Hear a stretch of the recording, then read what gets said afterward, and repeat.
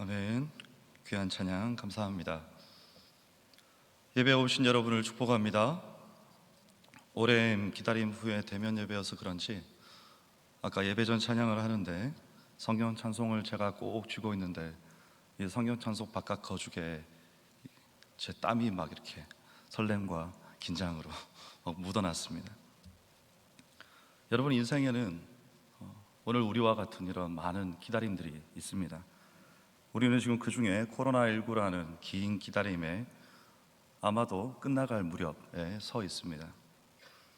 끝날 듯 계속되고 있지만 우리가 참아온 지난 세월에 비하면 이 정도는 기다릴 수 있는 것 같습니다.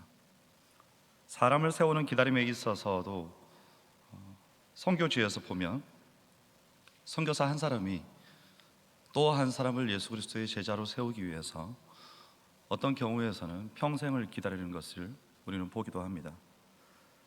게다가 이 코로나로 인해서 대부분의 선교지에서는 지난 1년간 예배도 드리지 못하고 또 다니면서 신방도 하지 못하는 그런 상태로 지났습니다. 어떻게 보면 참 지겨운 기다림입니다. 하지만 이 시기를 지나면 하나님께서 또 어떤 비온 뒤 굳어짐으로 우리에게 놀라운 은혜를 계획하고 계실지 우리가 알 수 없기 때문에 오늘 우리는 바라고 또 소망하면서 이 자리에 앉아 있습니다. 인생의 열매를 맺기 위해서는 이렇게 긴 세월의 인내의 기다림이 필요합니다. 삶의 고뇌가 묻어있는 인내가 필요한 것입니다. 우리는 오늘 본문의 룻과 보아스에게서 이런 기다림과 인내를 발견합니다. 저는 오늘 여러분과 함께 룻기 3장 말씀을 통해서 룻의 두 번의 기다림, 그리고 보아스의 긍휼, 그리고 그 뒤에서 역사하시는 하나님의 일하심, 그것을 함께 나누고자 합니다. 7절에 보면 추수가 마쳐지고 타작마당에서 잔치가 벌어졌습니다. 보아스가 먹고 마시고 마음이 즐거워서 곡식당 끝에 누웠습니다.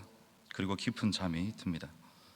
보통은 자다가 이렇게 이불을 드는 인기척에 하면 더구나 지금같이 날씨가 서늘할 때에는 깰 텐데 눈치를 채지 못합니다.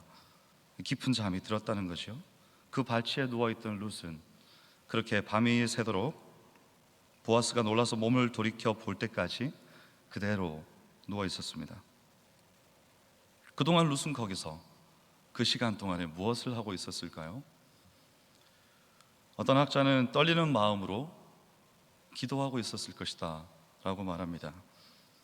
제 생각에도 그런 것 같습니다. 사실 그것 외에는 무엇을 할 수 있는 것이 없었을 것 같습니다. 그러면 무슨 기도를 했을까요? 룻기에서 많이 나타나는 표현들에 의하면 그분의 눈에서 은혜 입기를 바라는 기도를 하지 않았겠습니까? 2장 2절에 내가 밭으로 가서 내가 누구에게 은혜를 입으면, 2장 10절에 어찌하여 내게 은혜를 베푸시며 나를 돌보시나이까, 13절에 내 주여 당신께 은혜 입기를 원하나이다. 룻은 이토록 간절하게 은혜 입기를 원했습니다.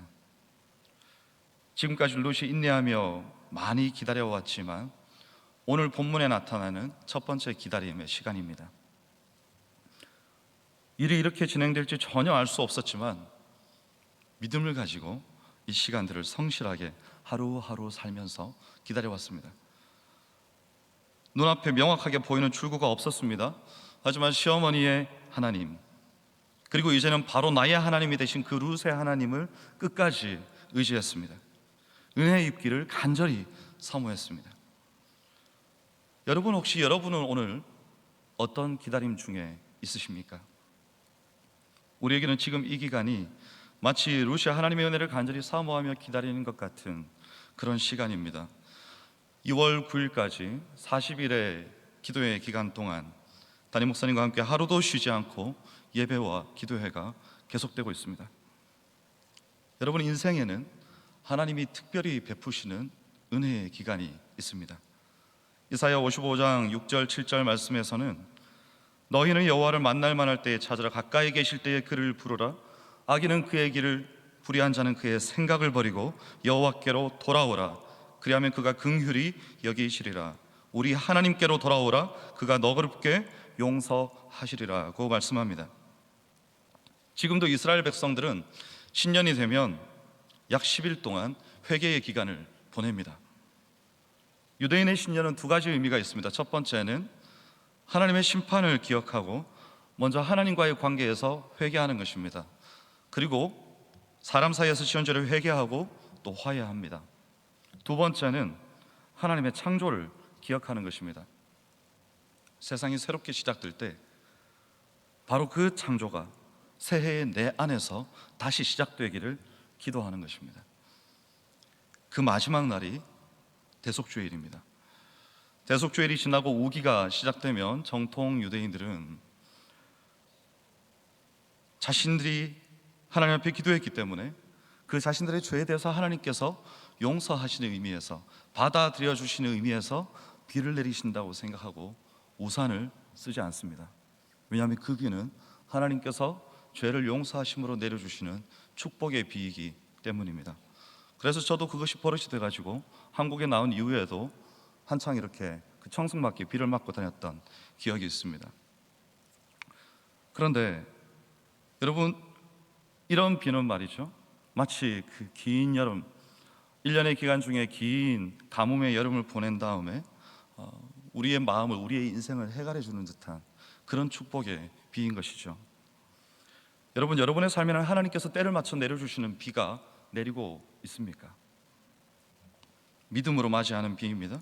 이 40일간의 기도의 시간이 여러분에게 그 기다림의 세월이, 혹 여러분의 지난 인생의 기다림의 세월이 어떠하였던지 간에 믿음으로 함께 걷는, 또 넉넉히 이겨내는 그런 축복의 시간이 되시기를 간절히 기도합니다.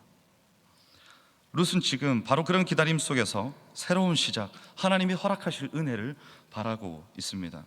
그러던 중에 8절에 보아스가 잠에서 깹니다. 한밤중에 보아스가 놀라서 몸을 일으켰다고 나옵니다. 룻이 긴장감에 떨고 있는데 보아스도 떨면서 일어났습니다. 원어상으로 볼 때 이 많이 놀란 보아스의 모습이 나타납니다. 그가 평소에 아마도 이런 일에 익숙지 않지 않았나 생각이 됩니다.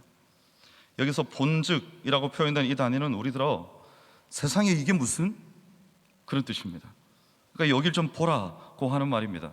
이제 곧 어떤 반전이 일어날 것을 말씀을 통해서 우리에게 알려주는 것이죠. 만일 이때가 날이 밝아오기 조금 전이라면 아주 깜깜했을 것입니다. 그런데 한 여인이 자기 발치에 누워있는지라고 말하고 있습니다. 그리고 내가 누구냐고 묻습니다. 우리는 이렇게 말하면 모르지만 히브리어는 2인칭으로 너라고 지칭할 때 남성과 여성이 다릅니다. 아트는 여자이고 아타는 남자입니다. 그런데 보아스가 미아트라고 물은 거죠. 이 말은 여자인 너는 누구냐 이렇게 물었다는 겁니다. 자기 앞에 있는 사람이 여인이라는 것을 정확하게 알았다는 거죠. 여러분, 보아스가 살던 시대는 사사시대였습니다. 그러니까 이 타작마당의 칠흑 같은 어둠을 틈타서 그 당시의 문화였던 창녀들이 곧잘 드나들었습니다.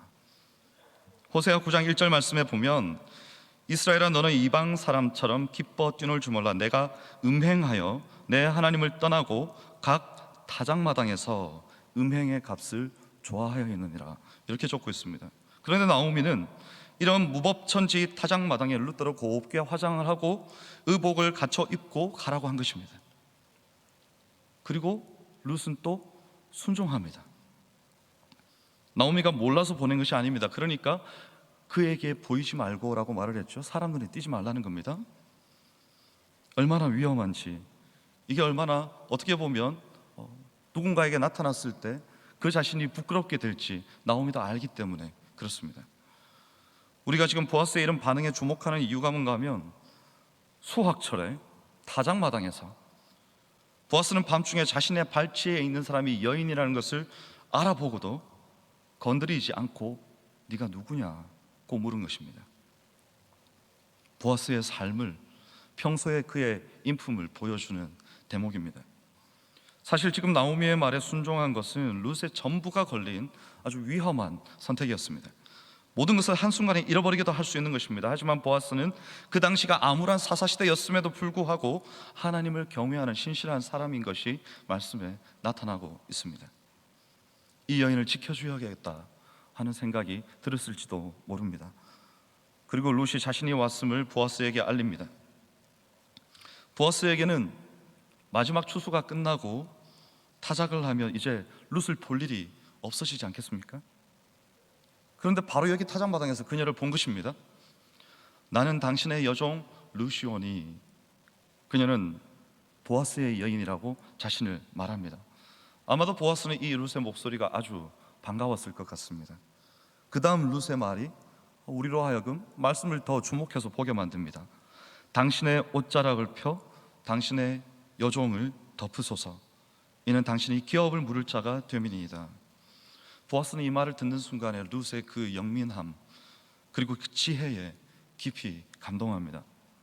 보아스가 룻을 처음 만났을 때 그녀를 딸같이 여기면서 축복했습니다. 2장 12절에 보면 이스라엘 하나님 여호와께서 그의 날개 아래에 보호를 받으러 온 내게 온전한 상 주시기를 원하노라. 그때 날개는 이 구절의 옷자락과 같은 단어입니다. 당신의 옷자락을 펴서라고 룻이 보아스에게 간곡히 부탁할 때 그 옷자락 자리에 정확하게 날개라는 단어를 씁니다. 다시 말해서 보아스의 날개로 자신을 덮어달라고 청하고 있는 것입니다. 보아스가 룻에게 해주었던 축복을 이제 이 현실 가운데 당신이 나에게 해주십시오 라고 청하고 있는 것입니다. 왜냐하면 보아스가 기업을 물을 자이기 때문에 그렇습니다. 주석가들은 자주 고대와 현대의 아랍 전승을 방증으로 듭니다. 이에 따르면 옷을 여자에게 올려놓는 것은 결혼을 요구하는 상징이라는 것입니다. 어떤 이들은 룻의 요청을 동침의 요청이었다라고 말하는 이들도 간혹 있습니다. 그런데 그것은 문맥을 오해한 것입니다. 최소한 보아스는 룻의 요청을 그렇게 받아들이지 않았습니다. 동침하자는 유혹에 대해서 보아스가 딸아 여호와께서 내게 복 주시기를 원하노라 이렇게 대꾸했을 리는 없을 것이기 때문입니다. 더욱이 보아스는 룻의 인애를 칭찬하고 있습니다. 그러니까 청혼으로 보는 것이 좋을 것 같습니다. 자, 보아스 앞에서 룻은 자신을 이렇게 던졌습니다. 자신을 그의 날개로 품어달라고 청혼하고 있습니다. 오늘 밤 당장 보아스가 그 겉옷을 가지고 룻을 덮어준다면 나오미가 룻을 위해서 아이같이 꾸던 그 꿈, 그리고 룻이 곧 안식할 곳, 그것이 마련되는 것이죠. 또 마른 뼈처럼 잊혀져 버린 그 엘리멜렉의 가문이 기적처럼 소생하게 될 기회가 오는 것입니다.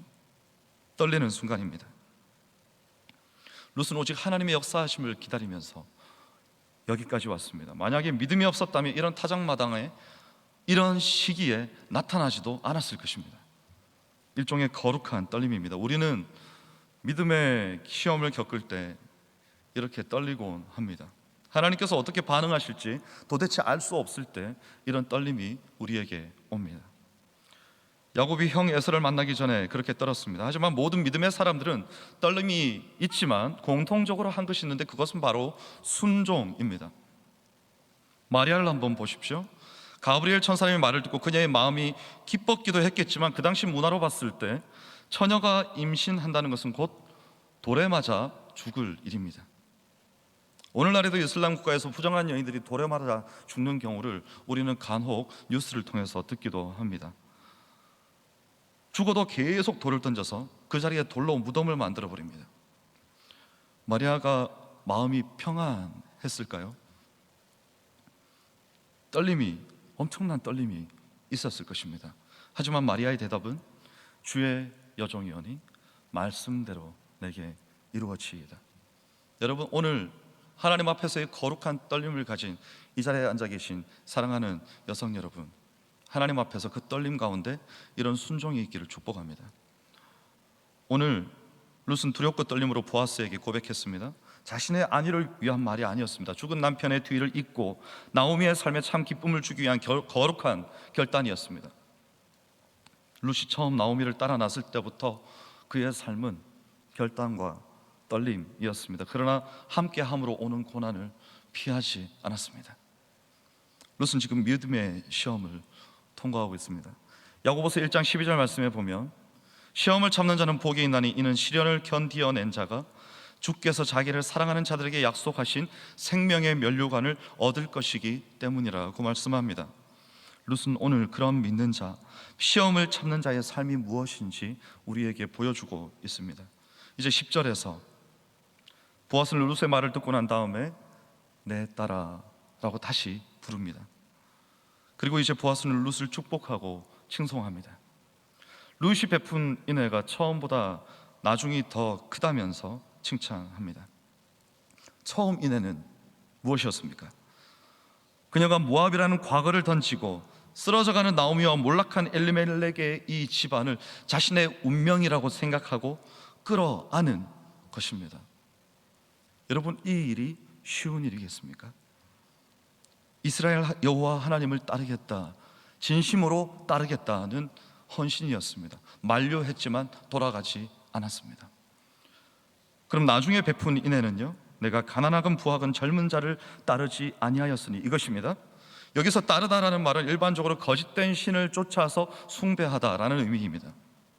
그러니까 젊은 자를 따르지 않았다고 한 것은 그녀가 헛된 모압의 신을 쫓았던 것처럼 바로 지금 젊은 자들을 즐기지 않고 상천하시야 한 분뿐인 여호와를 쫓았다, 이것을 이야기하는 것입니다. 그런데 여기서 나중 인애가 더 크다고 말합니다.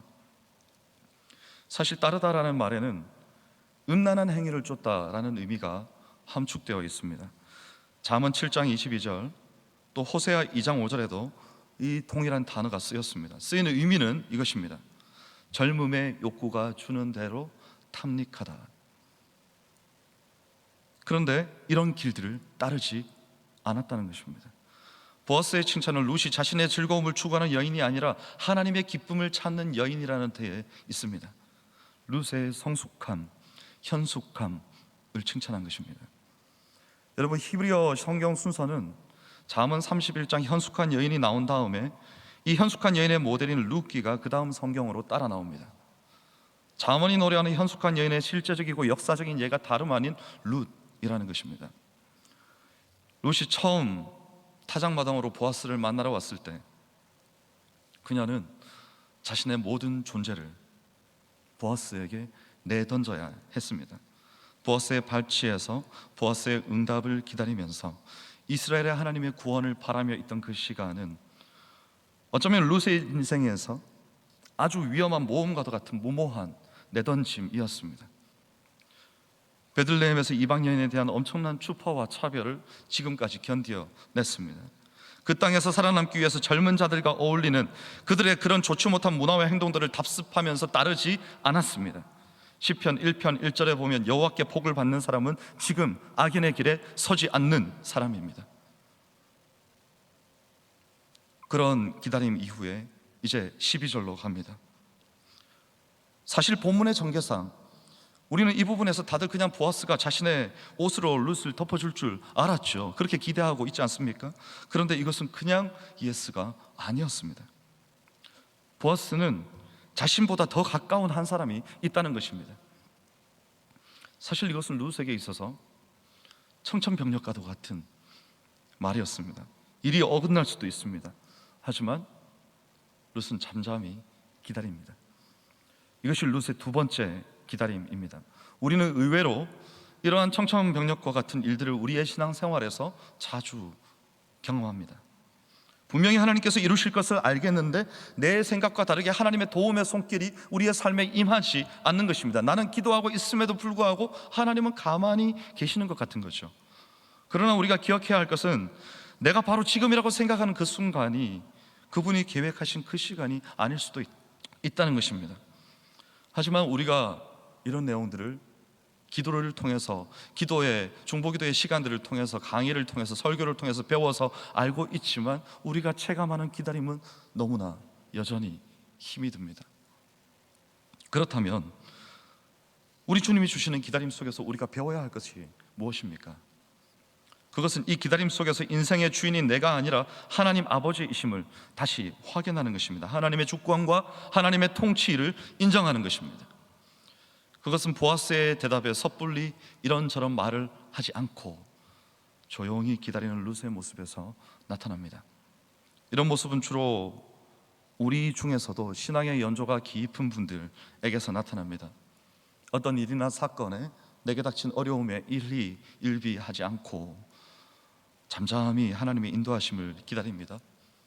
그리고 인내하는 그 인내의 시간 동안에도 또 자신이 맡은 일들을 게을리하지 않습니다. 그것이 하나님과 가까이 있을 수 있는 방법인 것을 알기 때문입니다. 하나님을 신뢰하지 못하면 이런 상황에서 그 감정과 삶이 여지없이 무너져 내리는 것을 볼 수 있습니다. 인생을 포기하기도 합니다. 하지만 하나님을 신뢰하고 그 삶을 하나님께 온전히 의탁해 본 사람은 잠잠히 기도하며 기다릴 줄 압니다. 이것이 이 새해에 저와 여러분이 누리시는 하나님과의 깊은 만남이 되시기를 또한 축복합니다. 이제 13절에 보아스는 이 밤에 여기서 머무르라고 말합니다. 이 단어는 성경 어디에도 성적인 의미로 쓰인 적이 없습니다. 오히려 위험한 밤에 룻을 보호하기 위한 배려입니다.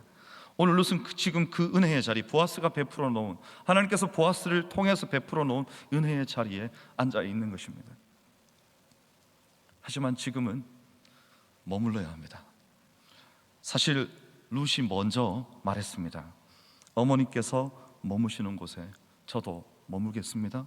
그 자리가 어떤 곳이든지. 그리고 이제는 보아스가 머물라고 말합니다. 지금까지 기다렸으니 이 일이 이루어지기 위해서 잠시만 더 기다려라. 사실 떠나는 것은 쉽습니다. 그냥 떠나면 됩니다. 하지만 머무는 것은요, 각고의 참음, 인내가 필요합니다. 우리 신앙생활도 그렇습니다. 머무는 것, 응답을 기다리는 것은 언제나 힘든 것입니다. 하지만 그 인내가 우리로 하여금 하나님과의 더 깊은 만남으로 이끌어주는 줄 믿습니다. 이제 보아스의 결단이 나타납니다. 13절 하반절에 만일 그가 기업 물을 자의 책임을 내게 이행하기를 기뻐하지 아니하면 여호와께서 살아계심을 두고 맹세하노니.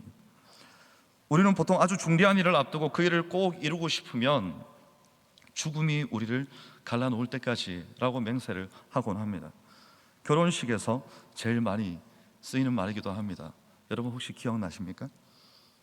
이스라엘 사람들도 물론 그 맹세를 했습니다. 하지만 자신의 생명과도 바꿀 만큼 중요한 약속이라면 자신의 죽음보다는 여호와의 살아계심을 두고 맹세합니다. 내가 죽는 한이 있어도 영생하시는 하나님께서 그 맹세를 이루실 것이다 라는 아주 확고한 믿음입니다. 여기서 우리가 보는 성경에는 여호와께서 살아계심을 두고 맹세하노니 내가 기업 물을 자의 책임을 내게 이행하리라 라고 되어 있습니다. 이것이 우리가 보기에 익숙하고요. 그런데 히브리어에서의 어순은 그렇지 않습니다. 오늘 본문의 어순이 그렇지 않다는 겁니다. 거꾸로 되어 있습니다. 물론 히브리어에서도 한글에서의 맹세와 같은 어순으로 되어 있는 것도 있습니다. 그런데 여기처럼 성취해야 할 일을 먼저 굳게 다짐하고 그것을 임봉하기 위해서 여호와의 살아계심을 그 다음에 두는 맹약이 성경에 단 2번 등장합니다. 바로 여기와 그리고 다윗과 요나단 사이의 약속입니다. 사무엘상 20장 21절에 보면 아이를 보내어 화살을 찾으라 하면 내가 짐짓 아이에게 이르기를 보라 화살이 내 이쪽에 있으니 가져오라 하거든 너는 돌아올지니 여호와께서 살아계심을 두고 맹세하노니 내가 평안 무사할 것이요. 요나단은 사울의 생각을 다윗에게 알리는 방법으로 화살을 쏩니다. 화살 3발을 다윗이 숨은 바위 곁에 쏘고 사원에게 화살을 주워 오도록 명령을 내릴 때 화살이 내 이쪽에 있다고 하면 다윗이 궁에 돌아와도 괜찮다는 뜻이고, 만일 화살이 내 앞쪽에 있다고 하면 다윗은 그때 이제 사울을 떠나서 자신의 갈 길을 가야 했습니다. 여기서 나타난 맹약의 순서가 본래 내가 평안 무사할 것이다 여호와께서 살아계심을 두고 맹세하노니 이렇게 적혀 있다는 것입니다. 성취해야 할 일을 먼저 다짐하고 그것을 임봉하기 위해서 여호와께서 살아계심을 그 다음에 두는 것이죠. 자, 이제 아침이 되면 보아스가 일을 진행할 것입니다. 아침에 그가 기업 물을 자의 책임을 내게 이행하면 좋으니. 자, 그러면 룻의 운명은요? 계속 들어보십시오. 만일 그가 기업 물을 자의 책임을 내게 이행하기를 기뻐하지 아니하면 내가 기업 물을 자의 책임을 내게 이행하리라 여호와의 살아계심을 두고 맹세하노니 이렇게 적혀 있다는 겁니다. 아니면 말고 식으로 어물쩍 넘어가는 것이 아니라 원래는 이렇게 적혀 있다는 거죠. 이 말은 보아스가 죽는다 해도 하나님께서 룻의 구원을 책임지실 것이다 라는 끊어지지 아니하는 맹세를 나타내고 있는 겁니다. 이 맹세는 어쩌면 오늘 밤 당장 옷자락으로 룻을 덮어주는 것보다 훨씬 더 책임있고 감동적인 응답입니다. 제가 여러분에게 두 번의 기다림과 맥락에 대해서 설명해 드렸습니다. 여러분, 어쩌면 우리 인생은 이렇게 기다림으로 점철된 인생일 수도 있습니다. 하지만 성경은 우리에게 힘과 용기를 주는 힌트를 본문에 심어 놓았습니다. 오늘 본문은 아니지만 18절에 보면 내 딸아, 이 사건이 어떻게 될지 알기까지 앉아 있으라. 그 사람이 오늘 이 일을 성취하기 전에는 쉬지 아니하리라 하니라. 저는 18절에서 나오미가 보아스가 쉬지 않고 그 일을 행할 것이라는 이 신뢰를 보여주는 부분에서 마치 하나님의 모습을 보여주는 것 같은 생각이 듭니다. 그렇지 않습니까? 하나님께서는 우리를 기다리게 하신 다음 놀고 계시지 않습니다. 쉬지 않으시는 하나님이십니다. 우리를 지키시는 하나님은 졸지도 아니하시고 주무시지도 아니하시는 하나님이십니다. 마지막으로 이 말씀을 드리고 마치려고 합니다. 우리는 룻의 두 번의 기다림과 보아스의 약속에 대해서 방금 들었습니다. 그리고 하나님이 일하실 것임을 이제 기다리고 있습니다. 그렇다면 여러분, 지금 이 시간 오늘 본문 속에서 그리고 오늘 우리에게 가장 많이 기다리신 분은 누구실까요? 기다림의 총량, 그 애통함과 안타까움과 뼈에 사무치는 사랑을 가장 오래, 가장 신실하게 보여주신 분은 바로 우리 하나님이십니다. 룻의 기다림, 보아스의 인격과 약속, 등장인물들의 성실함, 이런 것들은 다 그들의 하나님이 누구신지를 나타내는 것입니다. 사랑하는 여러분, 오늘 여러분의 하나님은 누구십니까? 여러분의 삶의 기다림과 인내 그리고 기도를 통해 여러분에게서 나타나는 하나님은 어떤 하나님이십니까? 하나님의 오래 참으심과 그 신실하심이 이 새해를 믿음의 걸음으로 걸어가는 여러분의 발자국마다 묻어나기를 주의 이름으로 축복합니다. 기도하겠습니다. 사랑하는 주님, 우리는 참 많이 기다리고 참는다고 생각합니다. 하지만 오늘 우리를 구원하시기 위해서 인내하시고 사랑하시며 친히 고난당하신 하나님의 사랑을 생각하면 감사와 감격밖에 없음을 고백합니다. 함께 예배하며 기도하는 우리의 시간들이 주와 동행하는 믿음의 걸음을 회복하는 축복의 시간이 되게 하여 주시옵소서. 예수님의 이름으로 기도하옵나이다. 아멘.